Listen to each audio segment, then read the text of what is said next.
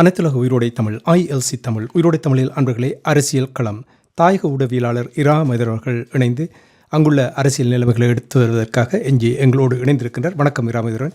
வணக்கம் தரான அன்புறவுகளுக்கும் நேர வணக்கம். உங்களுக்கும் வணக்கத்தை தெரிவித்துக் கொண்டு அரசியல் கள நிகழ்ச்சியில் நாங்கள் இன்று குறிப்பாக நான் இப்பொழுது பேச விரும்புகின்ற விடயம் என்னவென்றால், இரா மைதரன், பருத்துறையில் கற்கோவலம் என்ற பகுதியில் தனியார் காணியில் அமைந்துள்ள இராணுவ முகாமை அகற்ற வேண்டும் என்று கூறியிருந்தார்கள். அதேபோல் அந்த இராணுவ முகாம் அகற்றப்பட்டிருப்பதாக செய்திகள் வருகின்றது. என்ன நடக்கின்றது கூறுவீர்களா? உண்மையிலே நேற்று முன்தினம் அனுரகுமார திசாநாயக்க தலைமையிலான புதிய அமைச்சரவை பொறுப்பெடுத்திருந்தது. 21 அமைச்சர்கள் அதிலே பதவி ஏற்றிருந்தார்கள். இந்த நிலையில்தான் அவர் பொறுப்பேற்ற சில மணி நேரங்களிலே அனுரகுமார திசாநாயக்க பாதுகாப்பு மற்றும் நிதி உள்ளிட்ட முக்கியமான அமைச்சுகளை தன்னுடைய கைவசம் வைத்து கொண்டு ஏனைய அமைச்சுகளைத்தான் மற்றவர்களுக்கு பகிர்ந்தளித்திருக்கின்றார். அந்த வகையில் பாதுகாப்பு அமைச்சு கடந்த ஏனைய ஜனாதிபதிகளை போன்றே பாதுகாப்பு நிதி உள்ளிட்ட விடயங்களை தற்போது தன்னுடைய கைவசம்தான் அனுரகுமார திசாநாயக்க வைத்திருக்கின்றார். ஏற்கனவே தேர்தலுக்கு இந்த பொது தேர்தலுக்கு முன்னர் வடக்கிலிருந்து இந்த இராணுவ முகாம்கள் அகற்றப்படாத என்ற ஒரு செய்தியை தெரிவித்திருந்தார். ஆனால் அவர் இந்த புதிய அரசாங்கம் உத்தியோகபூர்வமாக இந்த பாராளுமன்ற தேர்தல் நடைபெற்றதற்கு பிற்பாடு அமைச்சர்கள் நியமிக்கப்பட்டதோடு இந்த அரசு உத்தியோகபூர்வமாகவே தன்னுடைய பணிகளை ஆரம்பித்திருக்கின்றது. 10வது நாடாளுமன்றம் பெரும்பாலும் நாளைய தினம் கூட இருக்கின்ற நிலையிலே அமைச்சர்கள் பொறுப்பேற்றது கையோடு அது உத்தியோகபூர்வமாக அவர்கள் அவ்வாறு அனுரகுமார திசாநாயக்க தலைமையிலான இந்த புதிய அரசாங்கம் பதவியேற்ற சில மணி நேரங்களுக்குள்ளாகவே, அந்த பதவியேற்பு விழா நடைபெற்று நிறைவடைவதற்குள்ளாகவே இங்கே பாதுகாப்பு தலைமைச் செயலகத்திடமிருந்து ஒரு அறிவிப்பு வந்திருந்தது. குறிப்பாக அந்த பருத்தித்துறை கற்கோவலம் பகுதியிலே கடற்கரை அண்மித்ததாக 3 ஏக்கர் காணிகளை உள்ளடக்கியதாக ஒரு தரைப்படை முகாம் ஒன்று அங்கே அமைக்கப்பட்டிருந்தது. நீண்ட காலமாகவே அந்த முகாம் அமைக்கப்பட்டிருந்தது. ஆகவே அந்த முகாமை உடனடியாகவே அங்கிருக்கின்ற இராணுவத்தினர் அந்த முகாமை கைவிட்டு 14 நாட்களுக்குள்ளாக அந்த காணி உரிமையாளர்களிடம் அதனை ஒப்படைக்க வேண்டும் என்ற ஒரு அறிவுறுத்தல் பாதுகாப்பு தலைமைச் செயலகத்திடமிருந்து அந்த குறிக்கப்பட்ட முகாமில் இருக்கின்ற இராணுவத்தினருக்கு பலாலி தலைமைச் செயலகத்தினூடாக அறிவிப்பு வெளிவந்திருந்தது. அந்த அறிவிப்பு வெளிவந்த கையுடனே நேற்று முன்தினம் அந்த அறிவிப்பு கிடைத்த கையுடனே அவர்கள் உடனடியாகவே அங்கிருந்து வெளியேறி செல்வதற்கான நடவடிக்கைகளை ஆரம்பித்திருந்தார்கள். இப்போது வடமாகாணத்திலே ஒரு கடுமையான ஒரு மழையுடனான காலநிலை நீடித்து வருகின்ற நிலைமையிலே அவர்கள் நேற்று முன்தினமே கணிசமாக அவர்கள் அங்கிருந்த தளவாடங்கள் உள்ளிட்ட முக்கியமான விடயங்களை எடுத்துக்கொண்டு அவர்கள் அந்த இதிலிருந்து வெளியேறினார்கள். நேற்றைய தினம் கூட அங்கே சென்றபோது ஒரு சில இராணுவத்தினர் மட்டும் காவல் கடமையில இருந்த நிலைமை அவதானிக்கூடியதாக இருந்தது. பெரும்பாலான தளவாடங்கள் அந்த இராணுவ முகாமுக்குரிய பொருட்கள் அனைத்துமே அங்கிருந்து வேறு இடங்களுக்கு நகர்த்தப்படும் இருப்பதை நாங்கள் பார்க்கக்கூடியதாக. ஆகவே இந்த புதிய அரசாங்கம் பொறுப்படுத்தி சில மணி நேரங்களுக்குள்ளாகவே நீண்ட காலமாகவே மக்களுடைய பிரதிநிதிகளினால் ஒரு கோரிக்கை விடுக்கப்பட்டு அந்த காணி அந்த உரிமையாளரிடம் வழங்கப்பட வேண்டும் என்ற ஒரு கோரிக்கை வைக்கப்பட்டது. அந்த கோரிக்கை இந்த அரசாங்கத்தின் மீது அந்த கோரிக்கைகள் முன்வைக்கப்படவில்லை. ஆனால் இந்த புதிய அரசாங்கம் பொறுப்படுத்ததுக்கு பிற்பாடு உடனடியாகவே தலையிட்டு அந்த காணியை அந்த உரிமையாளர்களிடம் வழங்குவதற்குரிய நடவடிக்கை எடுக்கப்பட்டிருப்பதை நாங்கள் பார்க்கக்கூடியதாக இருக்கின்றது. ஏன் திடீரென்று இந்த இராணுவ முகாமை விடுவிப்பதற்கான இந்த நடவடிக்கை எடுக்கப்பட்டது? உண்மையிலே இப்போ அனுரகுமார திசாநாயக்க அரசாங்கம் பொறுப்படுத்த காலப்பகுதியிலிருந்தே நாங்கள் ஒரு சில விடயங்களை தெளிவாக கூறியிருந்தோம். மிக தெளிவாக அவர்கள் வெறுமனே ஒரு திடீரென விபத்தாக அவர்கள் இந்த ஆட்சி அதிகாரத்தை பொறுப்படுத்தி இந்த விடயங்களை செய்பவர்களாக அல்லாமல் மிக நன்றாகவே திட்டமிட்டு அவர்கள் ஒரு அறகலை போராட்டத்துக்கு பின்னரான காலப்பகுதிகளிலே முழு மூச்சாகவே இந்த அரச இயந்திரத்தை கைப்பற்றி அவர்கள் தங்களுடைய ஒரு ஆட்சி அதிகாரத்தை இலங்கையிலே நிறுவுவது தொடர்பான ஒரு எதிர்பார்ப்போடு தான் அவர்கள் திட்டமிட்டு காரியங்களை செயல்படுத்தி வந்தார்கள். இப்ப அந்த வகையில் தான் வடக்கு மாகாண ஆளுநராக முன்னாள் அரசாங்க அதிபர் வேதநாயகம் அவர்கள் நியமிக்கப்பட்ட போதே நாங்கள் கூறியிருந்தோம். எங்களுடைய தமிழ் தரப்பினர்கள் கூட இவ்வாறு ஒரு வடமாகாண ஆளுநராக ஒருவரை நியமிப்பதாக இருந்தால் யாரை நியமிப்பது என்று அரசு தரப்பிலிருந்து ஒரு ஆலோசனை கேட்கப்பட்டால் இப்படியாக ஒரு திறமையான தகுதியான ஒருவரை இவர்கள் முன்மொழிந்திருக்க மாட்டார்கள். ஆனால் அனுரகுமார திசாநாயக்க அரசாங்கம் ஒரு இனவாத தரப்பாக பார்க்கப்படுகின்ற அனுரகுமார திசாநாயக்க அரசாங்கம் வடமாகாணத்திலே ஒரு நேர்மையாக, அதாவது ஒரு ஜனாதிபதியுடைய பிரதிநிதியாக இதுவரை காலமும் இராணுவத்தினரும் இராணுவத்திலிருந்து ஓய்வு பெற்ற இராணுவ தரப்பினரும் இல்லை, அவர்களுக்கு அடிவரடிகளாக இருக்கக்கூடியதாக அந்த ஜீவன் தியாகராயா, அண்மையில் இருந்த சார்ல்ஸ் அம்மையார், அதே போன்று அதுக்கு முன்னர் இருந்த சுரேன் ராகவன் போன்றவர்கள் எல்லோருமே மிகவும் சிறந்த ஒரு அடிமைகளாக ஒரு மத்திய அரசினுடைய இல்லை ஜனாதிபதியினுடைய நிகழ்ச்சி நிரலை இங்கே முழுமையாக வடக்கு மாகாணத்திலே கொண்டு செல்லக்கூடிய ஒரு நபர்களாகத்தான் இருந்தார்கள். ஆனால் அவ்வாறு அல்லாமல் தங்களுடைய பெரும்பான்மை இனத்தினுடைய நிகழ்ச்சி நிரலை தமிழர் பிரதேசத்திலே கொண்டு செல்லக்கூடிய வகையிலாக அல்லாமல் உண்மையாக தமிழர்களை ஏற்றுக்கொள்ளக்கூடிய வகையிலான ஒரு தெரிவுதான் வேதநாயகம் அவர்களுடைய நியமனம். நாங்கள் அப்போதே தெளிவாக சுட்டியிருந்தால் அவர்கள் பல விடயங்களை முன்கூட்டியே அவர்கள் தயார்படுத்தி இருக்கின்றார்கள். இந்த தாங்கள் ஜனாதிபதி தேர்தலில் வெற்றி பெற்றதுக்கு பிற்பாடு என்ன செய்ய வேண்டும், பொது தேர்தலில் வெற்றி பெற்றால் என்ன செய்ய வேண்டும், அப்படியாக இவர்கள் நன்றாகவே திட்டமிட்டிருப்பதாகத்தான் நான் தெரிகின்றேன். என்றால் இப்போதுதான் இந்த அரசாங்கம் பொறுப்படுத்தியிருக்கின்றது. கடந்த காலங்களில் தான் மக்கள் இவ்வாறான காணி அபகரிப்புகளுக்கு எதிராக போராடி இருக்கின்றார்கள். அவ்வாறு போராடி இருக்கின்ற நிலைமையிலே இந்த அரசாங்கத்திடம் இந்த கோரிக்கைகள் முன்வைக்கப்படவில்லை. இந்த காணியை விடுவீங்கள், இதை செய்யுங்கள், இராணுவம் அகற்றுங்கள் என்ற இந்த கோரிக்கைகள் முன்வைக்கப்படவில்லை. ஆனால் அவர்கள் இதை கையில் எடுத்திருக்கின்றார்கள் என்று சொன்னால் அவர்கள் எல்லா விடயங்களையும் உன்னிப்பாக அவதானித்துக் கொண்டிருக்கின்றார்கள் என்றுதான் தோன்றுகின்றது. உண்மையிலே 3 சகோதரர்களுக்குரிய ஒரு காணியாகத்தான் அந்த இராணுவம் அமைந்திருந்த நிலம் அமைந்திருக்கின்றது. 3 ஏக்கர் காணியும் 3 சகோதரர்கள் அவர்கள் கடந்த காலங்களிலே 2 தடவை அந்த காணி அளவீடு செய்வதற்கு முயற்சி செய்யப்பட்டது. வடக்கு கிழக்கிலே, குறிப்பாக வடக்கு மாகாணத்திலே இவ்வாறு இராணுவத்தினர் நிலை கொண்டிருக்கின்ற நிலங்களை உத்தியோகபூர்வமாகவே அளவீடு செய்து சுவீகரிப்பு செய்வதனூடாக பாதுகாப்பு அமைச்சினுடைய உரித்தாக மாற்றுகின்ற செயல்பாடுகள் கடந்த நாட்களில் தொடர்ச்சியாக இடம்பெற்று வருகின்றது. அந்த வகையிலே இந்த இப்போது புதிய ஜனாதிபதி அனுரகுமார திசாநாயக்க தலைமையிலான அரசாங்கத்தினால் விடுவிக்கப்பட்டிருக்கின்ற இந்த கற்கோவளம் இந்த படைமுகாம் கூட 2 தடவைகள் அதை அளவீடு செய்வதனூடாக உத்தியோகபூர்வமாகவே சுவீகரித்து அதை இராணுவத்தினருடைய சொந்த நிலமாக மாற்றுவதற்குரிய நடவடிக்கைகள் இந்த கடந்த சில வருடங்களாகவே முன்னெடுக்கப்பட்டிருந்தது. குறிப்பாக கோவிட் தொற்று இடம்பெற்ற காலப்பகுதிகளில் கூட சத்தம் இல்லாமல் அந்த நிலங்களை சுவீகரிப்பதற்கு முயற்சி எடுத்த போது தமிழ் தேசிய கட்சியினுடைய பொது செயலாளர் நாயகமும் முன்னாள் பாராளுமன்ற உறுப்பினருமான MK சிவாஜிலிங்கம் மற்றும் செல்வராஜா கஜேந்திரன், தமிழ் தேசிய மக்கள் முன்னணியினுடைய செயலாளர் செல்வராஜா கஜேந்திரன் உள்ளிட்டவர்கள் அந்த காணி உரிமையாளர்களோடு சேர்ந்து அங்கே எதிர்ப்பு போராட்டத்தை நடத்தி, வீதி மறியல் போராட்டத்தை நடத்தி தான் அந்த அளவீட்டு நடவடிக்கைகளை தடுத்து நிறுத்தியிருந்தார்கள். ஆகவே கடந்த கிட்டத்தட்ட 2-3 ஆண்டுகளாகவே வடக்கு மாகாணத்திலே பல்வேறு காணிகள் இவ்வாறு சுவீகரிப்பதற்கு நடவடிக்கை எடுக்கப்பட்டதை போன்று இந்த கற்கோவளம் காணியும் சுவீகரிக்க நடவடிக்கை எடுக்கப்பட்டது. இப்படியான ஒரு பின்னணியில் தான் அந்த காணியை அவர்கள் விடுவித்திருக்கின்றார்கள். இது ஒரு குறியீடாக அவர்கள் இந்த விடயத்தை கையில் எடுத்திருக்கின்றார்களா, இதனுடைய தொடர்ச்சியாக இனிவரும் நாட்களிலே வேறு காணிகள் விடுவிக்கப்படக்கூடிய ஒரு நிலைமை இருக்கின்றதா என்பதை நாங்கள் பொறுத்துதான் பார்க்க வேண்டும். ஏற்கனவே இந்த பகுதியிலே உங்களுக்கு தெரியும், சில இவ்வாறு ஏற்கனவே 2 தடவை சுவீகரிப்பு செய்யப்பட இருந்தது. அது மக்கள், அந்த பிரதேச மக்கள் மற்றும் மக்கள் பிரதிநிதிகளால் தடுத்து நிறுத்தப்பட்டிருந்தது. அதே நேரத்திலே மிக அண்மையாக ஒரு போராட்டம் நடத்தப்பட்டிருந்தது. அந்த பிரதேச மக்கள் ஒரு கணிசமானவர்கள், அவர்கள் ஏற்கனவே வேறு பின்னணிகள் அவர்களுக்கு இருக்கின்றது, இராணுவத்தினரோடு இணைந்து செயல்படுவதாக கூட ஒரு ஒரு ஒரு பார்வை இருந்தது. அப்படியான தரப்பினரால் ஒரு போராட்டம் முன்னெடுக்கப்பட்ட அந்த இராணுவ முகாமை அகற்றக்கூடாது.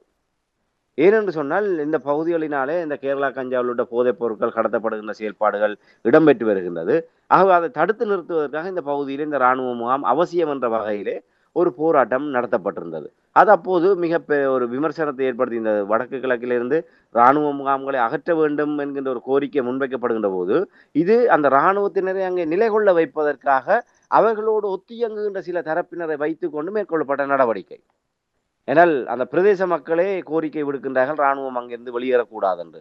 ஆகவே மக்களுடைய கோரிக்கைக்கிணவாக அந்த இராணுவத்தினர் அந்த பிரதேசத்திலே அந்த முகாமை தொடர்ந்து வைத்திருக்க வேண்டிய நிலைமை இருக்கின்றது என்பதாக அதை நியாயப்படுத்துவதற்கு அவர்களால் திட்டமிட்டு ஊக்குவிக்கப்பட்ட ஒரு போராட்டமாக தான் அது பார்க்கப்பட்டது. ஆகவே இந்த கற்கோலம் அந்த இராணுவ முகாம் விடயம் ஏற்கனவே சுவீகரிப்பு செய்வதற்கு முயற்சி எடுக்கப்பட்டது. மக்களை கொண்டு ஒரு போலியான ஒரு போராட்டம் நடத்தப்பட்டிருந்தது. அதை அகற்ற வேண்டாம் என்று. அப்படிப்பட்ட ஒரு பின்னணியில் இன்று அனுரகுமார திசாநாயக்க அரசாங்கம் அதை அகற்றுவதற்குரிய நடவடிக்கை எடுத்திருக்கின்றது. ஆகவே இந்த இந்த விடயங்கள் எல்லாம் அவர்கள் என்ன ஒரு படை செறிமானம் உள்ள பிரதேசங்களில் இப்போ வெளிகாமம் வடக்கு பிரதேசத்தை எடுத்துக்கொண்டால் ஏற்கனவே நாங்கள் பார்த்திருந்தோம். வசாவுலான் தோளக்கட்டி சந்தி வரையான அந்த பாதை திறப்பு விடயம் அதெல்லாம் ஒரு சங்கிலி தொடராக பல ஆயிரக்கணக்கான ஏக்கர் நிலங்கள் உயர் பாதுகாப்பு வலயத்தோடு தொடர்பட்டதாக இருக்கின்றது. ஆகவே அங்கே ஒரு இடத்தை விடுவிப்பதாக இருந்தால் அது உண்மையிலே இராணுவத்தினருடைய முழுமையான ஒப்புதலும் அந்த பாதுகாப்பு சார்ந்த விடயங்களோடு ஒரு பின்னி பிணைந்ததாகத்தான் அது சிக்கலுக்குரியதாக மாற்றப்பட்டிருக்கின்றது. ஆகவே அந்த தோளக்கட்டி வசாவுலான் சந்தியிலிருந்து தோளக்கட்டி சந்தி வரையான பாதை விடுவிப்பு கூட தென்னிலங்கையிலே தேசிய பாதுகாப்பு தொடர்பான ஒரு ஒரு ஒரு ஒரு ஒரு அச்சம் என்ற அடிப்படையில் அது ஒரு அரசுக்கு எதிரான ஒரு பிரச்சாரமாக இனவாத தரப்பினரால் முன்னெடுக்கப்பட்டது. ஆனால் அவர்கள் அப்போதே தெளிவாக கூறிவிட்டார்கள் இராணுவத்தினருடைய பாதுகாப்புக்கு அச்சுறுத்தல் ஏற்படுத்தக்கூடிய வகையிலான இந்த நடவடிக்கை மேற்கொள்ளப்படாது. ஆனால் இது இந்த வடமராட்சி கிழக்கு பகுதியில் குறிப்பாக பருத்தித்துறை முனை பகுதியிலிருந்து கட்டைக்காடு வரையான அந்த பகுதி வடமராட்சி கிழக்கு கரையோர பகுதிகளிலே ஆங்காங்கே கடற்படை காவலரன்களும் கடற்படை முகாம்களும் அமைக்கப்பட்டிருக்கின்றன. அதற்கு பின்களத்திலே தரைப்படையினருடைய முகாம்களும் அமைக்கப்பட்டிருக்கின்றன. இவைதான் அண்மை காலங்களாக ஒரு சுவீகரிப்பு நடவடிக்கைகள் மேற்கொள்ளப்பட்டு வந்தது. இப்படியான ஒரு நிலைமையில் தான் இது ஒரு தொடர்ச்சியான ஒரு இராணுவ பிரதேசமாக அது இல்லை. அது ஒரு தற்காலிகமாக அங்கு ஒரு காலப்பகுதியிலே முகாம் அமைக்கப்பட்டிருந்தது. ஆகவே அந்த முகாமை அங்கே வைத்திருந்து ஒரு கேந்திர முக்கியத்துவம் என்ற அடிப்படையிலே அங்கே இல்லாத காரணத்தினால் அந்த முகாமை அகற்றுவது ஒருவேளை அங்கே தெற்கிலங்கையிலே இது ஒரு பாதுகாப்பு சார்ந்த விடயமாக ஒரு பார்க்கப்படாது. இப்போ வலிவடக்கிலே பலாலி விமான நிலையம் இருக்கின்றது. அதோடு அவர்களுடைய கூட்டுப்படை தலைமைச் செயலகம் இருக்கின்றது. அதோடு அவர்களுடைய இராணுவத்தினுடைய வடமாகாண ஒரு கட்டள தளபதியினுடைய வாசஸ்தலம் உள்ளிட்ட பல்வேறு கொமாண்டோக்களுடைய அந்த பயிற்சி மையங்களுடைய பல விடயங்கள் அந்த உயர் பாதுகாப்பு வலயத்துக்குள் கட்டமைக்கப்பட்டிருக்கின்றது. ஆகவே அந்த இடத்துல ஒரு இடத்தை விடாமல் இவ்வாறு வெளியிடங்களில் இருக்கின்ற உதிரிகளாக அந்த ஒரு தொடர்பற்ற அந்த இராணுவ கேந்திர முக்கியத்துவம் வாய்ந்த இடங்களோடு தொடர்பற்ற சிறிய சிறிய இடங்களை இவ்வாறு விடுவிப்பதன் ஊடாக ஒருவேளை அவர்கள் ரெண்டு விதமான அதாவது தென்னிலங்கையிலே அந்த எதிர்ப்புகளிலிருந்து தப்பிப்பதும் தமிழ் மக்களுடைய ஒரு நன்மதிப்பை பெறுவதுமாக சில வேளை இது ஒரு அப்படியான ஒரு நோக்கத்திலே இந்த விடயங்கள் கையாளப்பட்டிருக்கலாம் என்ற நான் அவதானிக்கிறேன். கூறிய விடயங்களை கேட்டுக்கொண்டிருக்கும் பொழுது இப்போ நீங்கள் கூறுங்கள் இந்த பாதை விடுவிக்கப்பட்ட விடயம் தொடர்பாக இனி இப்பொழுது இந்த தனியார் காணியை விடுவித்தது தொடர்பாக இனி உங்களுக்கு தெரியும் இந்த அனுரகுமார திசாநாயக்கா அவனுடைய அரசு தலைவருக்கான தேர்தலில் வெற்றி பெற்ற பின்பு அவர் கூறிய சில விடயங்கள் தமிழர் தாயகத்தில் சில நடவடிக்கைகள் எடுக்கப்படும் என்றெல்லாம் கூறுகின்ற நிலைமைகளை நாங்கள் மெதுவாக அவதானிக்க கூறுகின்ற இது என்ன செய்தியை கூறுகிறது? இப்போ கடந்த 2-3 வாரங்களுக்கு நடக்கின்ற சம்பவங்கள் என்ன செய்தியை கூறுகிறது? உண்மையிலே அனுர அரசாங்கத்தை பொறுத்தவரையில் நாங்கள் ஏற்கனவே கூறியதை போன்று ஒரு முள்ளிலே பட்ட சேலை எடுப்பதை போன்றுதான் இந்த தமிழ் மக்களுடைய விவகாரங்களிலே இந்த அரசாங்கம் செயல்பட வேண்டிய ஒரு நிலைமை இருக்கின்றது.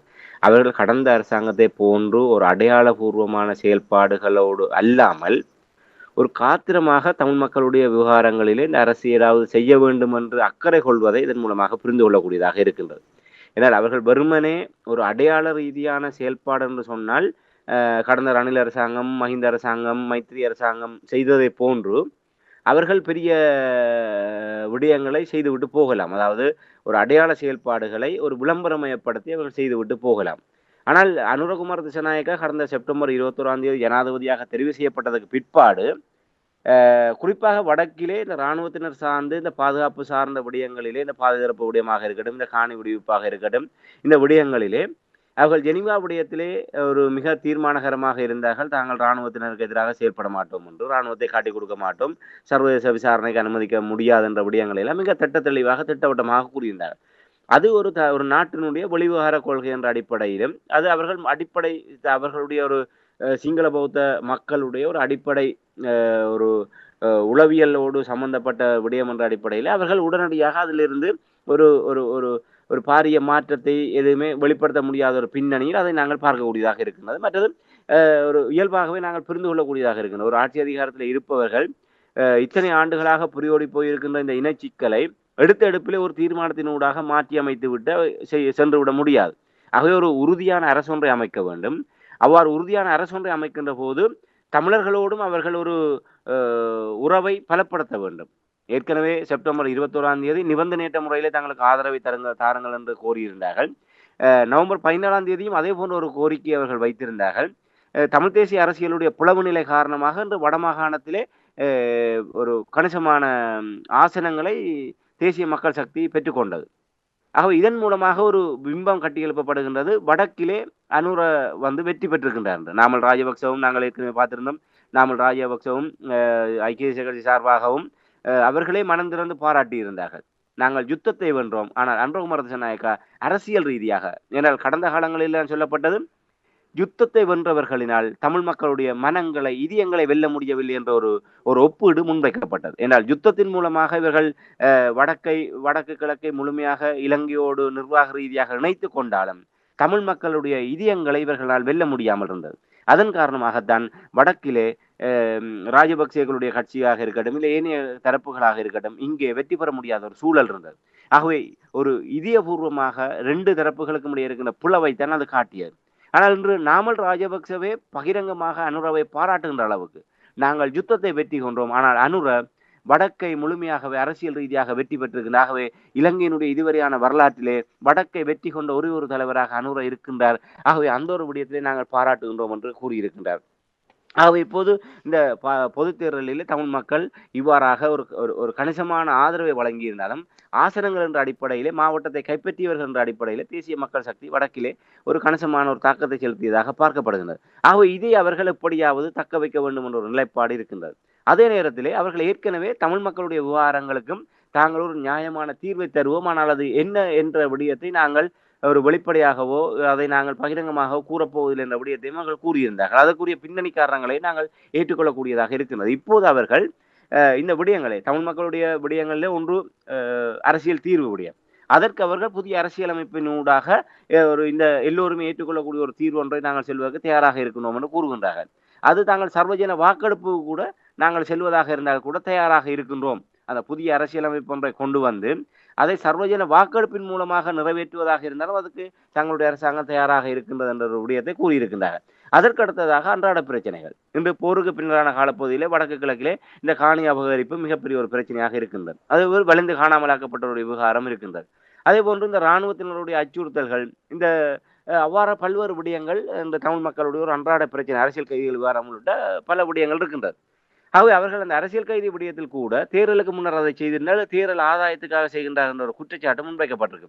பெரும்பாலும் அடுத்து வரும் வாரங்களிலே அந்த அரசியல் கைதிகளுடைய விவகாரங்கள் கூட இந்த அரசாங்கத்தினால் சாதகமாக ஒரு கையாளப்படக்கூடிய ஒரு நிலைமை இருக்கும்.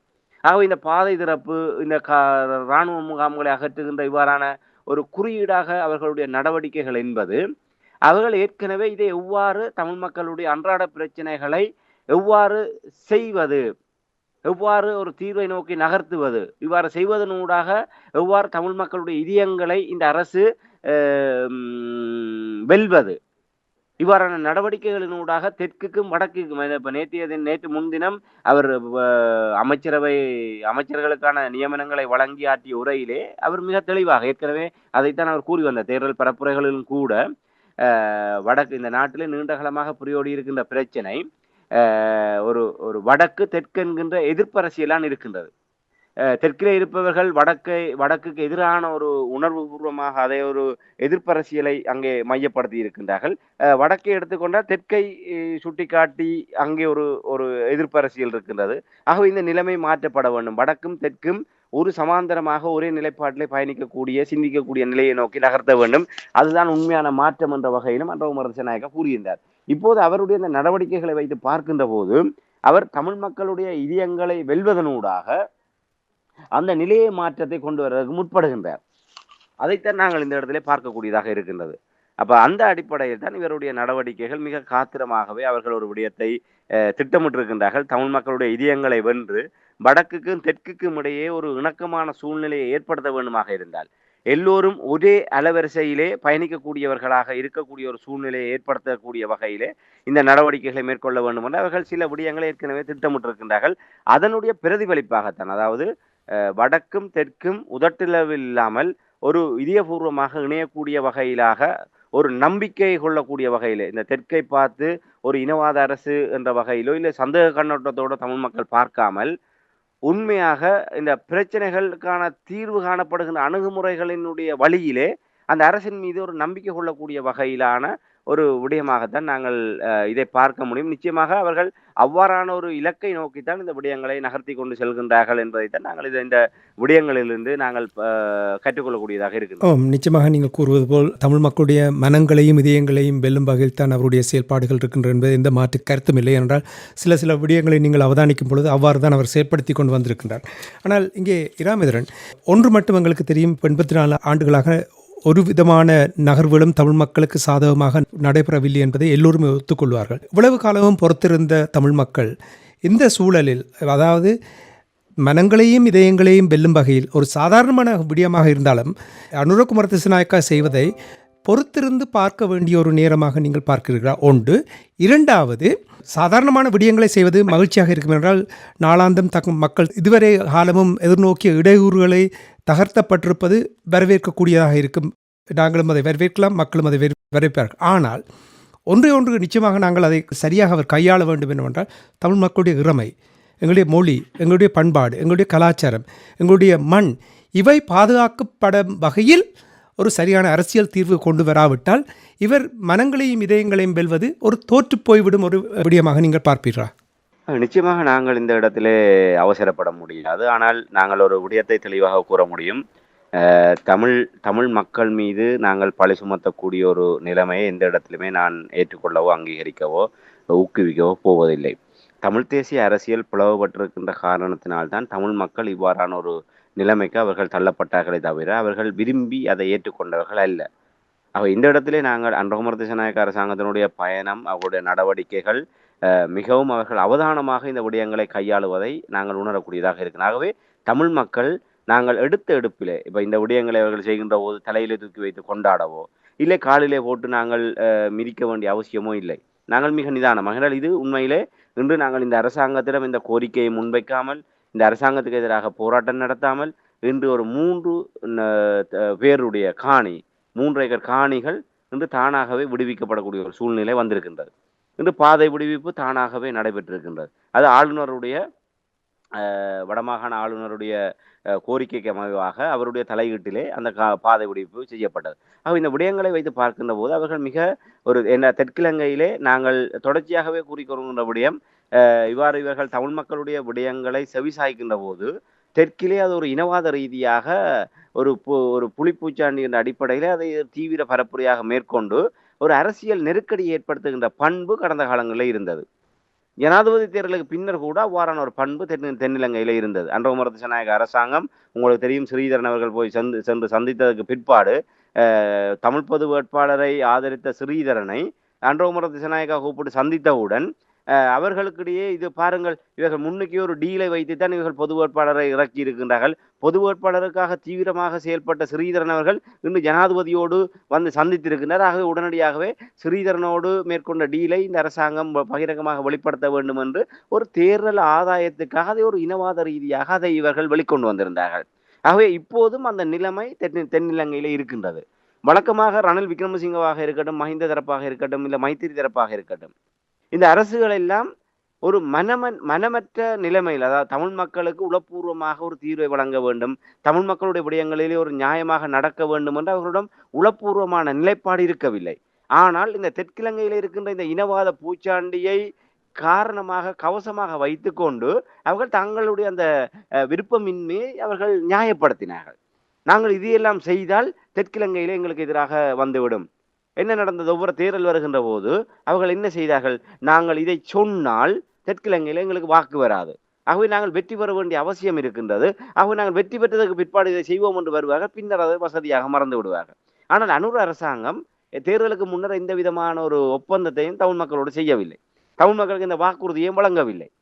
அதே நேரத்தில் தமிழ் மக்களுக்கு நாங்கள் இதை சொன்னால் தெற்கிழங்கையிலே எங்களை தோற்கடித்து விடுவார்கள் என்று அவர்கள் ஒரு இரட்டை வேடம் போடுகின்ற செயல்பாட்டை கூட அவர்கள் செய்யவில்லை. ஆனால் இன்று பதவிக்கு வந்ததற்கு பிற்பாடு, அரசாங்கத்தை அமைத்ததற்கு பிற்பாடு, அவர்கள் இந்த நடவடிக்கைகளை மேற்கொள்கின்ற விதத்தை பார்க்கின்ற போது, அவர்கள் இந்த வழக்கமான ஒரு நிலைப்பாட்டிலிருந்து மிக கவனமாக ஒரு ஒரு ஒரு மிதிவடியை மிதிவடிகள் அபாயமுள்ள பிரதேசத்திலே எவ்வாறு ஒரு மிக அவதானமாக அந்த பிரதேசத்தை கடக்கின்ற ஒரு நபருடைய மனநிலையிலே இந்த அரசாங்கம் அந்த தெற்கிழங்கையில் இருக்கின்ற அந்த இனவாத தரப்பையும் அந்த இனவாதத்தை மீண்டும் சீண்டி விடாத வகையிலே தமிழ் மக்களுடைய விடயங்களையும் கையிலே எடுத்து அதற்கு தீர்வு காணக்கூடிய வகையிலாக அந்த அவர்கள் பயணிக்கின்ற விதத்தை தான் ஒரு மிகவும் நிதானமாக பயணிக்கின்றதை தான் நாங்கள் பார்க்க முடிகின்றது. ஆகவே இதை நாங்கள் பொறுத்திருந்து பார்ப்போம். இதிலே அவசரப்பட்டு நாங்கள் எந்த ஒரு முடிவுக்கும் வர வேண்டிய அவசியம் இல்லை. இதே போக்கிலே இவர்கள் செய்வார்கள். இந்த அடுத்த 5 வருடங்களும் தமிழ் மக்களுக்கு ஒரு ஒளிமயமான காலமாக இருக்கும் என்றெல்லாம் நாங்கள் இப்போதே அவர்களுக்கான ஒரு நற்சான்று பத்திரத்தை கொடுக்க வேண்டிய அவசியமும் இல்லை. இதெல்லாம் ஒரு ஆரம்பம். இப்படித்தான் ஆரம்பத்திலே புதுச்செருப்பு காலை கடிக்கும் என்பதை போன்று அவர்கள் இந்த விடயங்களிலே இப்படித்தான் கோத்தபாயவும் வந்து செய்தார். பின்னர் எல்லாவிடம் காணாமல் போய்விட்டது என்பதாக காரிடம் கூறுவதும் அவர் நாங்கள் எந்த விதத்திலும் விமர்சனங்களுக்கு போவதில்லை. இதன் மூலமாக தமிழ் மக்களுக்கு எந்தவித பாதிப்பும் இல்லாமல் நன்மைகள் நடந்திருக்கின்றது. ஆக இதை நாங்கள் பொறுத்திருந்தான் ஒரு பார்க்க வேண்டிய சூழல் இருக்கின்றது. ஆனால் அந்த பொறுமையோடு தமிழ் தேசியத்தை பலப்படுத்த வேண்டிய ஒரு கட்டாயம் எங்களிடம் இருக்கின்றது என்று சொன்னால், நாங்கள் இதற்குள்ளாக அலைக்குள்ளாக நாங்கள் மதிமயங்கி போவோமாக இருந்தால் தமிழ் மக்களுடைய இருப்பு என்பது மிகப்பெரிய ஒரு ஆபத்தாக முடியும். ஏனென்று சொன்னால், இன்று உங்களுக்கு தெரியும், இந்த அரசியல் என்பது ஒரு நீர்க்குமிழி போல. அனுர அரசாங்கம் இப்போதுதான் முதல் அடியை எடுத்து வைத்திருக்கின்றது. இன்னும் நீண்ட தூரம் இவர்கள் பயணிக்க வேண்டி இருக்கின்றது. ஆக இவர்கள் நீண்ட தூர பயணத்திலே இவர்கள் தங்களுடைய இலக்கை நோக்கி நகர்வார்களா? இவர்கள் திட்டமிட்டவாறு அந்த பயணம் இருக்குமா? இல்லை அது திரும்பவும் மீளவும் அந்த தெற்கிழங்கையில் இருக்கின்ற அரசியல் குழப்ப நிலைமைகள், அதை விட தெற்கிழங்கையில் இருக்கின்ற அரசியலை விட தெற்கிழங்கையை மையப்படுத்தியதாக இருக்கின்ற பூகோள அரசியல், இந்தியா, சீனா, அமெரிக்கா உள்ளிட்ட பிராந்திய வல்லரசுகள், உலக வல்லரசுகளுடைய ஆடுகளமாக இலங்கை மாறி இருக்கின்ற சூழ்நிலையிலே அவர்களுடைய விருப்பங்களையும் அவர்களுடைய அபிலாஷைகளையும் இந்த அரசு நிறைவேற்றக்கூடிய சூழ்நிலை இருக்குமா? ஒரே நேரத்தில் எல்லோரையுமே திருப்திப்படுத்த முடியுமா? அவ்வாறு இல்லாத போது அந்த அரசுகள் எவ்வாறு மஹிந்த தரப்பை 2019 ராஜபக்சேக்களை அரியணை ஏற்றிய தரப்பினரே 2 வருடங்களிலே அதை விட்டு அகற்ற வேண்டிய ஒரு நிலைமைக்கு தள்ளப்பட்டார்கள். 2015 நல்லாட்சி அரசாங்கத்தை கொண்டு வந்த அமெரிக்கா, இந்தியாவை 2019 அவர்களை அகற்றிவிட்டு மீண்டும் 2015 அகற்றிய ராஜபக்சேக்களை மீண்டும் அரியணையேற்ற முற்பட்டார்கள். ஆகவே அரசியல் என்பது எப்போதுமே நிரந்தரம் அல்ல. இந்த நாடுகள் என்றால் இந்த நந்திக்கடல் கோட்பாடே அதைத்தான் ஆணித்தரமாக சொல்லி நிற்கின்றது. இந்த ஆயுதங்கள் மௌனிக்கப்பட்டதற்கு பிற்பாடு முள்ளிவாய்க்கால் நந்திக்கடலிலே அந்த இவ்வளவு பெரிய ஒரு மர்ம முடிச்சு அங்கே போடப்பட்ட நிலையிலே அங்கே தெளிவாக சொல்லப்பட்ட செய்தி இதுதான். இந்த தெற்கிழங்கை மீள முடியாத ஒரு சர்வதேச சதுராட்டத்துக்குள் சிக்கி இருக்கின்றது. ஆக இதிலே நாங்கள் எங்களுக்கான காலங்கள், எங்களுக்கான வாய்ப்புகள் என்பது தமிழ் தேசியத்தை ஒரு குடைக்கு கீழ் கொண்டு வந்து அதை மக்கள் மயப்படுத்தப்பட்டதாக பலப்படுத்துவது ஒன்றுதான். இந்த சர்வதேச சதுராட்டத்துக்குள் நின்று கொண்டு நாங்கள் தமிழ் மக்களுடைய தீர்வை நாங்கள் மிக விரைவாக பெற்றுக்கொள்ள முடியும். ஆனால் இந்த 15 ஆண்டுகளிலே இதை தெரிந்து கொண்டும் இந்த பூகோள அரசியலுடைய நன்மைகளையும் அதனுடைய புறச்சூழல்களையும் அறிந்து கொண்டவர்கள் கூட நாங்கள் பிளவுவாத அரசியலை தான் நாங்கள் ஊக்குவித்துக் கொண்டிருக்கிறோம். இப்போது அது மேலும் வலுப்பட்டிருக்கின்றது என்று சொன்னால், இந்த அனுர அரசாங்கம் ஒட்டுமொத்தமாகவே இன்று ஒரு தமிழ் மக்களுக்கு என்ற ஒரு தனித்துவமான பிரச்சனை இருக்கின்றது என்கின்ற ஒரு விடயத்தையே ஒரு மூடி மறைக்கக்கூடிய, இல்லாமல் செய்யப்படுகின்ற ஒரு நிலைமையை நோக்கித்தான் அவர்களுடைய இந்த அணுகுமுறைகள் கொண்டு செல்கின்றது. ஆகவே தமிழ் தேசியம் என்பது எப்போதுமே நிலைபெறாக தமிழ் மக்களுக்குரிய ஒரு பாதுகாப்பரனாக இருக்க வேண்டுமாக இருந்தால் நாங்கள் உடனடியாகவே உள்ளார்ந்தமாக நாங்கள் அந்த ஒற்றுமையை, நாங்கள் முன்னரே பேசியதை போன்று உதட்டளவில் அல்லாமல் உள்ளார்ந்தமாக அந்த ஒற்றுமையை இவர்கள் கட்டியெழுப்ப வேண்டும். அவ்வாறு உள்ளார்ந்தமாக ஒரு பொதுக் கொள்கை அடிப்படையில் இவர்கள் ஒன்றிணைகின்ற போதுதான் மக்கள் அதனை வழிமொழிந்து, கடந்த ஜனாதிபதி தேர்தலிலே தமிழ் பொது வேட்பாளரை எவ்வாறு எங்களுடைய மக்கள் வேற்றுமைகளை கடந்து அதை ஆதரித்தார்களோ அதே போன்ற ஒரு நிலைமையை நோக்கி வருவார்கள். ஏனால் இன்று அனுர அரசாங்கம், கோட்டபாய ராஜபக்சம் 69 லட்சம் சிங்கள மக்களுடைய வாக்குகளை வெற்றி பெற்றார்கள். 2 ஆண்டுகளில் அவர்கள் கலைக்கப்பட்டார்கள். அது கலைக்கப்பட்ட பின்னணி வேறு. ஆனால் அனுர அரசாங்கமும் இன்று 159 நாடாளுமன்ற பலத்தோடு இலங்கை வரலாற்றிலே விகிதாசார பிரதிநிதித்துவ தேர்தல் முறையிலே முதல் முறையாக ஒரு கட்சி தனிப்பெரும்பான்மையோடு, அது 3/2 பெரும்பான்மையோடு ஆட்சி அமைத்திருக்கின்றது. ஆனால் இந்த 3/2 பெரும்பான்மை எல்லாம் ஒரு பெரிய விடயமே அல்ல. உங்களுக்கு தெரியும், நாங்கள் ஏற்கனவே குறிக்கணும், ஜி.ஆர். ஜெயவர்தன முதல் முறையாக 6ல் 5 பெரும்பான்மையோடு ஆட்சி அமைத்தார். ஆனால் அடுத்த 5வது ஆண்டு முடிகின்ற போது அவர் தேர்தலை முகம் கொடுக்க முடியாதவராக ஒரு சர்வஜன வாக்கெடுப்பின் மூலமாக தன்னுடைய அரசை நீடிக்கக்கூடிய அளவுக்கு குறுக்கு வழியிலே செல்ல வேண்டிய நிர்பந்தம் ஏற்பட்டது. அவர்கள் 6ல் 5 பெரும்பான்மையோடு இருந்தால் கூட அவரால் நாட்டை திறம்பட ஒரு இந்த இனப்பிரச்சனைக்கு தீர்வை கண்டு ஒரு ஒரு ஆரோக்கியமாக நாட்டை கொண்டு செல்ல முடியாத சூழல் இருந்தது. சந்திரிகா அம்மையாருடைய காலத்தை எடுத்துக்கொண்டால் உண்மையிலே மிகப்பெரிய இன்று அனுரகுமார திசாநாயக்காவை விட மேலாக தமிழ் மக்களுடைய பேரபிமானத்தோடு ஒரு அதிகமான வாக்குகளை பெற்று பெரிய ஒரு மாற்றத்துக்கான ஒரு குறியீடாக சமாதான தேவதையாக பார்க்கப்பட்டவர் சந்திரிகா குமாரதுங்க. 94ஆம் ஆண்டு தேர்தலிலே சந்திரிகா அம்மையார் அவர்கள் ஜனாதிபதியாக வெற்றி பெற்றார். அதற்கு பின்னர் பாராளுமன்றம் அவர்களுடைய தலைமையிலே அமைக்கப்பட்டது. ஆனால் 96ஆம் ஆண்டு செம்மணியிலே கிருசாந்தி உள்ளிட்ட 600க்கும் மேற்பட்டவர்களை கொண்டு புதைக்கப்பட்ட அந்த சம்பவத்திலே செம்மணி அம்மணி என்று புகழ் பெற்றவர் தான் சந்திரிகா அம்மையார். ஆகவே இவர்களுடைய சுயரூபங்கள் எப்படியெல்லாம் மாறும். ஏனால் இவர்கள் தனி நபர்களாக தனி இயந்திரமாக செயல்பட முடியாது. அந்த பாதுகாப்பு இயந்திரம், அந்த இராணுவம் என்கின்ற ஒரு கட்டமைப்பு இருக்கின்றது. அந்த இராணுவம் என்கிற கட்டமைப்பு ஒரு சுயாதீனமாக இயங்கக்கூடிய தன்மை இருக்கின்றது.